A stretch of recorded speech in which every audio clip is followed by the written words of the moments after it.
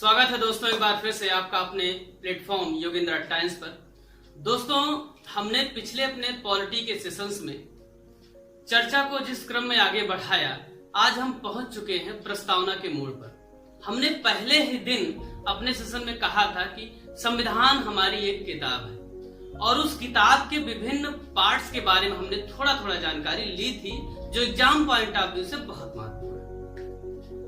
और हमने एक चीज वहां पे ये मेंशन की थी कि अगर किसी किताब की आपको थीम को समझना है, थीसिस को समझना है, दर्शन को समझना है, तो आप उसकी प्रस्तावना को पढ़ लीजिए। वो किताब भले ही क्यों ना 1000, 2000, 3000 पेजेस की हो, आप उसकी प्रस्तावना को पढ़कर ये अनुमान लगा सकते हैं कि उस किताब को लिखने वाले का मोटिव क्या है। तो हमारे संविधान में भी एक प्रस्तावना लिखी गई और उस प्रस्तावना को आज हम पढ़ेंगे और समझेंगे कि हमारे संविधान विशेषज्ञों की मंशा क्या थी भारत के बारे में। आखिर वो भारत को कैसा बनाना चाहते थे और किन उद्देश्यों को प्राप्त करना चाहते थे, किन किन साधनों के माध्यम से। तो इस पर आज हम विस्तृत चर्चा करेंगे।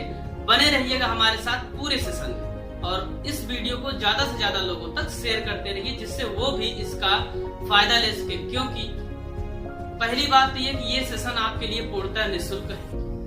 दूसरी बात ये कि इस सेशन में आपको एनसीईआरटी, लक्ष्मीकांत, दृष्टि आईएएस, ध्येय आईएएस, वाणी प्रकाशन के साथ साथ घटना चक्र के 1992 से अभी तक के पूछे गए प्रश्नों का संग्रह मिल रहा है। अब हम इस क्रम में आज उस मोड़ पे आए हैं जहां पे हमें फैक्चुअल के साथ साथ कॉन्सेप्चुअल भी होना है। तो आज का टॉपिक पहला ऐसा टॉपिक होगा जिसपे हम मुख्यतः कॉन्सेप्ट पर बल देंगे और इस एक सेशन मात्र से आपका लगभग 2 से 3 नंबर पॉलिटी में होने वाला है। तो आइए शुरू करते हैं आज के सेशन में। आज का सेशन जैसे मैंने बताया कि प्रियम्बर पर बेस है, प्रस्तावना पर बेस है। थोड़ा सा हम इसके इतिहास में जाते हैं। हमने आपको बताया था कि दिसंबर 1946 में संविधान सभा की 3 प्रमुख बैठकें हो रही। आइए हमारे साथ उसके क्रम को रिवाइज करिए। 9 दिसंबर को 1946 को पहली बैठक हुई जिसमें अस्थायी अध्यक्ष सच्चिदानंद सिन्हा को चुना गया। ठीक, दूसरी बैठक 11 दिसंबर 1946 को हो रही है जिसमें आप देख रहे हैं अस्थायी अध्यक्ष राजेंद्र प्रसाद को चुना जा रहा है, संवैधानिक सलाहकार BN राव को चुना जा रहा है, SC मुखर्जी को उपाध्यक्ष चुना जा रहा है। ठीक है, और तीसरी बैठक हमने बताया था 13 दिसंबर 1946 को जवाहरलाल नेहरू द्वारा उद्देश्य प्रस्ताव पेश किया जा रहा है। उद्देश्य प्रस्ताव का आशय यह था कि हम संविधान को कैसा बनाएंगे और वो प्रस्ताव 22 जनवरी 1947 को पास किया जा रहा है संविधान सभा द्वारा। तो वही उद्देश्य प्रस्ताव बाद में संविधान में प्रस्तावना के रूप में लिख दिया गया। तो वही प्रस्तावना आज हम दोस्तों पढ़ने जा रहे हैं और याद रखिए बहुत महत्वपूर्ण है। यहाँ एक एक शब्द का अपने आप में बड़ा मतलब है और वो एग्जाम में सीधे पूछा जाता है। इसलिए सबसे पहले एक बार आप प्रस्तावना पूरी देख लीजिए, उसको पढ़ लीजिए। चलिए आपके साथ हम भी पढ़ते हैं। हम भारत के लोग भारत को एक संपूर्ण प्रभुत्व संपन्न, समाजवादी, पंथ निरपेक्ष, लोकतंत्रात्मक गणराज्य बनाने के लिए तथा उसके समस्त नागरिकों को सामाजिक, आर्थिक और राजनीतिक न्याय, विचार, अभिव्यक्ति, विश्वास, धर्म और उपासना की स्वतंत्रता, प्रतिष्ठा और अवसर की समता प्राप्त कराने के लिए तथा उन सब में व्यक्ति की गरिमा और राष्ट्र की एकता और अखंडता सुनिश्चित करने वाली बंधुता बढ़ाने के लिए दृढ़ संकल्प होकर अपनी इस संविधान सभा में आज तारीख 26 नवंबर 1949 को एतद द्वारा संविधान को अंगीकृत, अधिनियमित और आत्मार्पित करते हैं। इसको आपने देख लिया पूरा। अब इसको इस सेशन के बाद आप कम से कम 3 बार पढ़ेंगे और पूरा याद करेंगे इसको। ठीक है, आपको प्राउड फील होगा, आपको अपने संविधान की प्रस्तावना याद होनी चाहिए। ठीक है, अब हम चलते हैं इसके एक एक शब्द पर। प्रस्तावना शुरू होती है किससे? हम भारत के लोग से। ये क्वेश्चन कम से कम अभी तक 10 बार पूछा गया होगा। ये PCS 2012 में पूछा गया, SSC 2009 में पूछा गया। ठीक, तो आप इसको कैसे पूछता है थोड़ा सा जान लीजिए कि प्रस्तावना की शुरुआत किन शब्दों से हुई, सीधे इसको पूछता है। ठीक, आगे इससे रिलेटेड हम 1-2 प्रश्न लास्ट में भी बताएंगे क्योंकि उसका आशय भी समझने से परे होगा आपके लिए। तो शुरू किससे हो रहा है? हम भारत के लोग से। ठीक है, हम भारत के लोग भारत को एक संपूर्ण प्रभुत्व संपन्न, एक एक शब्द का मतलब जानते हम आगे बढ़ेंगे और उसके बाद हम ये भी देखेंगे कि अन्य यहाँ से क्या फैक्चुअल इंफॉर्मेशन आपके लिए महत्वपूर्ण है जो अलग अलग एग्जाम्स में पूछी गई है। तो संपूर्ण प्रभुत्व संपन्न का आशय ये हुआ कि हम भारत के आंतरिक तथा बाह्य मामलों में होने वाले सभी निर्णयों के लिए स्वतंत्र हैं। हम किसी भी देश के दबाव से परे हैं, अर्थात स्वतंत्रता पूर्वक हम अपने सारे निर्णय लेंगे। ठीक है, संपूर्ण प्रभुत्व संपन्न। क्लियर। समाजवादी का आशय क्या हुआ? समाजवादी का आशय ये होता है कि हम, वादी मतलब ही होता है किसी एक विचार को रखने वाला, वाद मतलब विचार होता है। तो समाज की जो बात करेगा, हमारा संविधान कैसा होगा? जो समाज की बात करेगा, जिसमें हर व्यक्ति समान रूप से भागीदार होगा, किसी विशेष व्यक्ति, वर्ग या समूह के बारे में कोई चर्चा नहीं होगी। ठीक, यहाँ पे संपत्ति का संकेंद्रण किसी एक व्यक्ति के पास नहीं होगा, जबकि ऐसा नहीं है किसी एक गांव में, मान लीजिए किसी एक जिले में कोयले की खदान निकली, कोयले की खोज हुई, तो उस जिले वाले का सिर्फ उस पर अधिकार होगा, जबकि भारत के समस्त नागरिकों का उससे जो मिलने वाला टैक्स होगा उस पर अधिकार होगा। उनके लिए सड़क बनाई जाएगी, उनके लिए स्कूल्स बनाए जाएंगे, तमाम चीजों की व्यवस्था सरकार द्वारा की जाएगी। क्लियर हो रहा है। उसके बाद है पंथ निरपेक्ष। पंथ निरपेक्ष का आशय क्या हुआ? पंथ निरपेक्ष का आशय हुआ कि राज्य का कोई एक पंथ या धर्म नहीं होगा। पंथ और धर्म में अंतर यह होता है कि धर्म पंथ का बड़ा रूप है, पंथ धर्म के ही अंतर्गत छोटे छोटे संप्रदाय होते हैं। जैसा आपने सुना, बौद्ध धर्म पढ़ा, हीनयान, महायान आपने उसमें पढ़ा। ठीक है, इस तरीके से तमाम संप्रदाय होते रहते हैं। ठीक, तो अर्थात इसका आशय है कि राज्य का अपना कोई धर्म नहीं है, परंतु राज्य किसी धर्म में अड़ंगा भी नहीं डालेगा।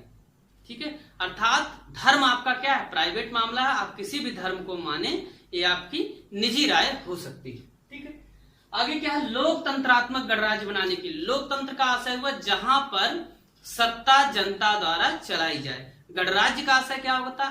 ऐसा तंत्र जहां पर जो राष्ट्र का प्रमुख है वो जनता द्वारा चुना जाए। तो हमारे यहाँ राष्ट्र का प्रमुख कौन है? राष्ट्रपति। इसको याद रखिएगा, सीधे ये भी पूछता है। ठीक है, कार्यकारी शक्तियां किसमें निहित हैं? राष्ट्रपति में। ठीक है, नहीं तो प्रधानमंत्री आप मार देंगे और गलत हो जाएगा। तो राष्ट्रपति हमारे यहाँ क्या होता है? चुना जाता है जनता के द्वारा। ठीक है, वहीं अगर हम ब्रिटेन की बात करें तो ब्रिटेन का जो राष्ट्रपति होता है वंशानुगत होता है, अर्थात उसकी एक एक पीढ़ी करके वो क्रम आगे चलता रहता है। ठीक, ये मामला क्लियर हुआ। नागरिकों को हम क्या देंगे? न्याय देंगे, स्वतंत्रता देंगे, समता देंगे। इस पे अभी हम बाद में चर्चा करते हैं। ठीक है, आगे आइए। व्यक्ति की गरिमा और राष्ट्र की एकता और अखंडता सुनिश्चित करने वाली बंधुता बढ़ाए। तो व्यक्ति की गरिमा की बात कही गई। इसका आशय यह हुआ कि भारत का प्रत्येक नागरिक एक वैल्यू रखता है संविधान की नजर में, और उस वैल्यू की एक जो कीमत है, प्राइस है, उसको राष्ट्र तय करेगा। प्राइस का आशय उसका मूल्य है, उसको संविधान तय करेगा, और उस मूल्य को बढ़ाने के लिए हमेशा संविधान प्रावधान करता रहेगा। और उस प्रावधान के क्रम में सरकार द्वारा हमेशा ये कोशिश की जाएगी कि हम भाईचारे पर बल दें, जिससे हमारे राष्ट्र की एकता बनी रहे। अखंडता का आशय ये होता है दोस्तों कि हम अखंड रहें, अर्थात हमारा जो भौमिकी है, जो भौगोलिक परिदृश्य है, वो एक रहे।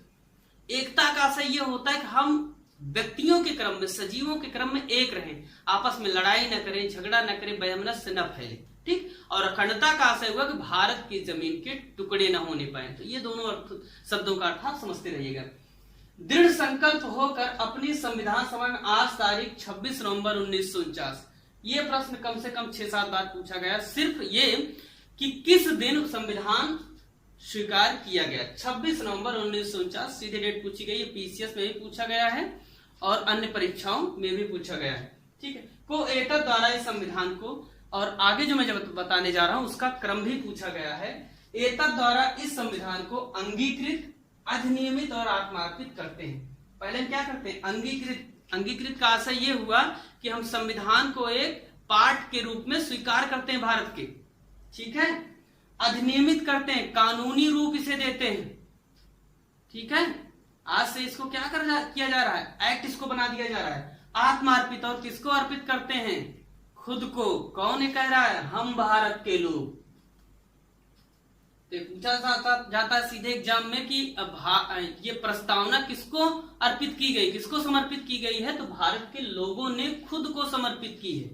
ठीक है, इसीलिए पहले सेशन में मैंने आपको बताया था कि भारत में सर्वोच्च कौन है? जनता। लेकिन जनता ने यह तय किया है कि सर्वोच्च कौन होगा? संविधान। जब ये प्रश्न पूछा जाता है तो इसका उत्तर संविधान होता है, याद रखिएगा। लेकिन व्याख्यात्मक रूप से या विश्लेषणात्मक रूप से भारत में सर्वोच्च कौन है? जनता है। ठीक है, ये क्लियर हो रहा है। अब हम चलिए इन मुद्दों पर चर्चा करते हैं, न्याय, स्वतंत्रता, समता और बंधुता पर। देखिए हो क्या रहा है दोस्तों, धीरे धीरे एग्जाम का पैटर्न चेंज हो रहा है और वो प्रश्नों को घुमा रहा है। जैसे मैं जो लाइन बता रहा हूं ये पीसीएस मेंस में पूछे गए प्रश्न है। ये 2013 में पूछा गया प्रश्न है, न्याय कितने प्रकार के देने की बात कही गई है। तो प्रस्तावना में जो न्याय की बात ली गई वो कहां के संविधान से ली गई? रसिया से। इसको आप याद रखिएगा, रसिया से ली गई। इन्होंने लिया क्या वहां से कि हम न्याय 3 तरह का देंगे भारत के लोगों को।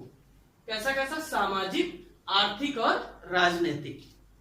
अर्थात समाज का हर तबका, हर वर्ग सरकार की नजर में, संविधान की नजर में समान होगा। ठीक, हर वो प्रावधान हर वो व्यक्ति के लिए लागू होगा जो संविधान द्वारा किया जाएगा। आर्थिक का से यह होगा जितने भी संपत्ति के सोर्सेज हैं उन पर सबका समान रूप से नियंत्रण होगा। जैसा मैंने बताया कि ऐसा नहीं होगा कि कहीं पर मान लीजिए पेट्रोलियम संसाधन पाए गए हैं तो जहां पे पाए जाए उस जिले के लोगों का उस पर कब्जा हो जाएगा। नहीं, उस पर कब्जा राष्ट्र का होगा और राष्ट्र में निवास करने वाला प्रत्येक नागरिक उससे होने वाले लाभ का हकदार होगा। ठीक, जिसके लिए सरकार सड़क बनवाएगी, स्कूल्स बनवाएगी, हॉस्पिटल्स बनवाएगी, तमाम व्यवस्था के माध्यम से वो उसको देती है। उसके बाद राजनीतिक रूप से भी प्रत्येक व्यक्ति को विकास का समान अधिकार होगा। अब दोस्तों इन चीजों को किया कहां गया है?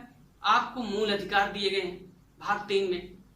राज्य के नीति तत्व दिए गए, राज्य आपके उन्नयन के लिए कार्य करेगा जितना बन पड़ेगा उससे। भाग 4 में, भाग 4 का में कहा गया है कि आपके भी कुछ कर्तव्य होंगे कि राष्ट्र की आपको संपत्ति की रक्षा करे, राष्ट्र ध्वज का सम्मान करे। ठीक, तो इन तीनों माध्यमों से आपको वो चीजें प्रदान की गई हैं। आगे चलिए बढ़ते हैं। स्वतंत्रता, समता और बंधुता की बात कही गई है हमारी प्रस्तावना में। इसका असर क्या हुआ? इसको एक्चुअल में हम फ्रांस से लिए। यह भी एग्जाम में पूछा गया है। कहां से प्रेरित है? फ्रांस से प्रेरित है। तो स्वतंत्रता हम कितने प्रकार की भारतीयों को दे रहे हैं? 5 प्रकार की। कितने प्रकार की? 5 प्रकार की। न्याय कितने प्रकार का? 3 प्रकार का।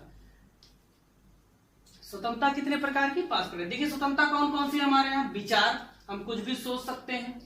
अभिव्यक्ति, बोल सकते हैं। विश्वास, हम किसी पर भी विश्वास कर सकते हैं। धर्म, कोई भी मान सकते हैं, कोई भी धर्म क्यों ना हो हम मान सकते हैं, स्वतंत्र है, वो हमारा निजी मामला।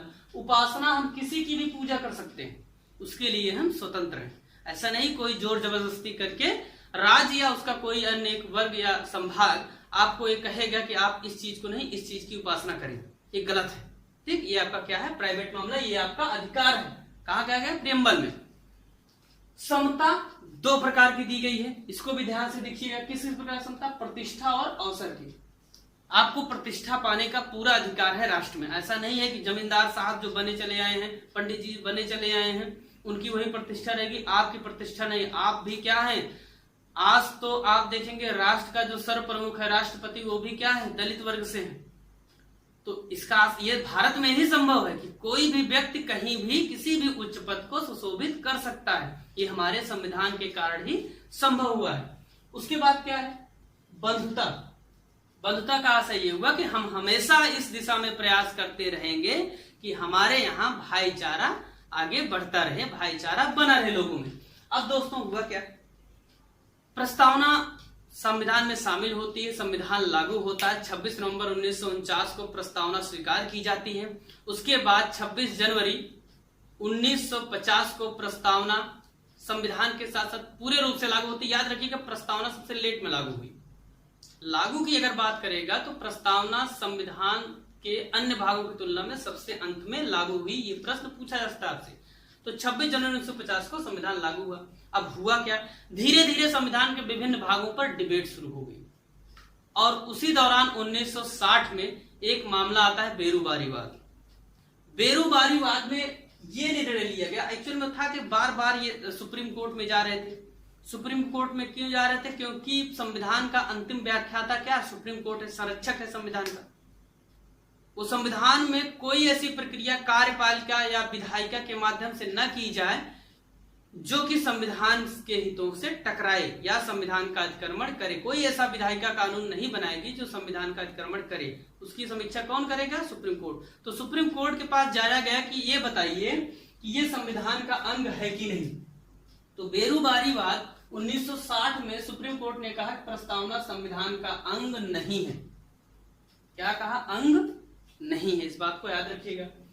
उसके बाद एक बहुत बड़ा वाद आया, केशवानंद भारतीवाद। वाद का मतलब क्या है? दो पक्षों के बीच में किसी विचार को लेकर संघर्ष, कोलिजन मतलब वैचारिक संघर्ष होता है, इसको लेकर लोग कोर्ट में जाते हैं। केशवानंद भारतीवाद इन्होंने केरल से संबंधित था, 1973 में आया। ये सुप्रीम कोर्ट जाते हैं। सुप्रीम कोर्ट में इन्होंने ये कहा कि अंग नहीं है और प्रस्तावना में संविधान संशोधन के माध्यम से संशोधन भी नहीं किया जाता। ये केशवानंद कह रहे थे। जब ये मामला कोर्ट में जाता है तो कोर्ट ने इनकी बातों को खारिज कर दिया। ठीक है, कहा क्या कि प्रस्तावना में अनुच्छेद 368 के तहत संविधान संशोधन किया जा सकता है, पहली बात। दूसरी बात, क्यों संशोधन किया जाता है? क्योंकि प्रस्तावना संविधान का अंग है। तो आपसे पूछा जा सकता है इसमें क्या कहा गया? अंग है। ठीक है भैया, ठीक। और साथ ही साथ एक बात और कही गई कि संशोधन तो आप कर सकते हैं, लेकिन कहां तक? जहां तक कि जो स्ट्रक्चर है संविधान का, जो मूल ढांचा है, वो प्रभावित न। अब ऐसा भी आप संशोधन न कर दें संविधान में कि स्वतंत्रता ही लोगों की घट जाए। क्या से विचार, अव्यक्त विश्वास कुछ नहीं, ऐसी कोई स्वतंत्रता नहीं होगी। आप इसको नहीं कर सकते हैं। ठीक है, तो संविधान के मूल ढांचा जो है प्रस्तावना की, उसके अलावा आप प्रस्तावना में परिवर्तन कर सकते हैं, संशोधन कर सकते हैं अनुच्छेद 368 भाग 20 के तहत। ठीक है भैया, इतना समझ में आ रहा है। एक वाद और आता है बाद में LIC से संबंधित 1995 में। इसमें क्या कहा गया? प्रस्तावना संविधान का अंग है। बाद में वही स्पष्ट किया गया था। याद रखिएगा, ये उतना महत्वपूर्ण नहीं है वाद जितना ये दोनों है। दोनों एग्जाम पॉइंट ऑफ व्यू से बहुत महत्वपूर्ण है। केशवानंद वाद तो बहुत ज्यादा बार पूछा गया है। इसकी आप सन भी इसका याद रखिएगा, 1973 में। ठीक है भैया, अब देखिए प्रस्तावना बन गई, लोगों के उसके बाद कुछ विचार आए। लोगों ने कुछ प्रस्तावना के बारे में कहा जो एग्जाम में आपसे पूछता है। KM मुंशी ने कहा कि यह राजनीतिक जनपत्री है। जनपत्री क्या होती? जनपत्री ऐसी होती जिसमें आपकी पूरी चीजें लिखी होती, सारे जीवन की बातें, गोत्र क्या है आपकी, बाकी चीजें क्या है। ठीक, तो उसी तरीके से इन्होंने कहा कि ये हमारी जो प्रस्तावना है संविधान की जनपत्री है, राजनीतिक जनपत्री कहा। उसके बाद याद रखिए M हिदायतुल्लाह ने संविधान की आत्मा कहा। ये न्यायाधीश थे, इन्होंने क्या कहा? संविधान की आत्मा है।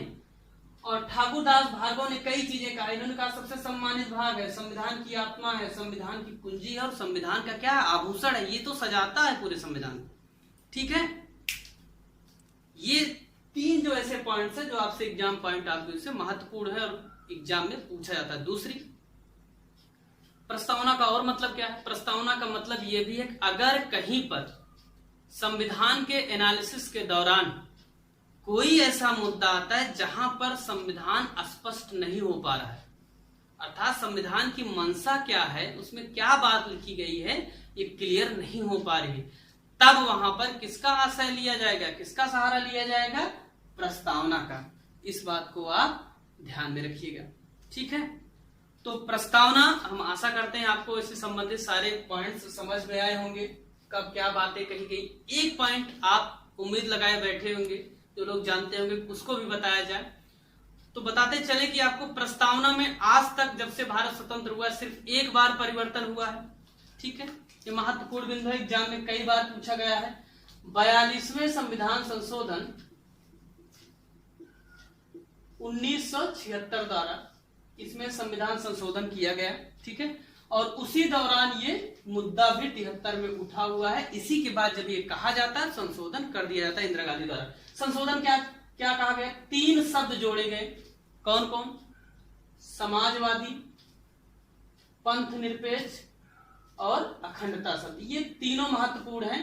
ये अगर हम संविधान को पढ़ें तो उसमें जो समाजवादी और पंथ निरपेक्ष है ये पहले पैरा में है और अखंडता शब्द 6वें पैरा में है।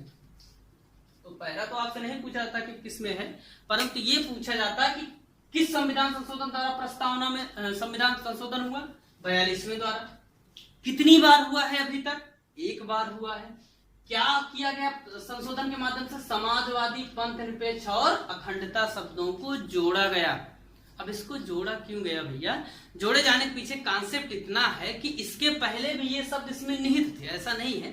1974 में सुप्रीम कोर्ट ने स्वयं कहा था कि हमारे संविधान में ये शब्द डायरेक्टली ना होके इनडायरेक्टली निहित है, परंतु इसको इसलिए जोड़ दिया गया जिससे ये चीजें स्पष्ट हो जाए कि हमारे संविधान में शामिल है। ठीक है, 42वें संविधान को ही मिनी कॉन्स्टिट्यूशन कहा जाता है, मिनी कॉन्स्टिट्यूशन। ठीक है, लघु संविधान भी कहा जाता है। ये एग्जाम पॉइंट ऑफ व्यू से महत्वपूर्ण है। जब संविधान संशोधन का सेशन आएगा तब हम उसमें इस पे विस्तृत चर्चा करेंगे। तो प्रियम्बल से संबंधित ये महत्वपूर्ण चीजें थी। आप प्रियम्बल एक बार याद करिएगा, उससे संबंधित अन्य फैक्ट को पूरा देखिएगा और साथ ही साथ इस सेशन को ज्यादा से ज्यादा लोगों तक शेयर करिएगा। बने रहिए हमारे साथ, मिलते हैं अगले सेशन में। बहुत बहुत धन्यवाद।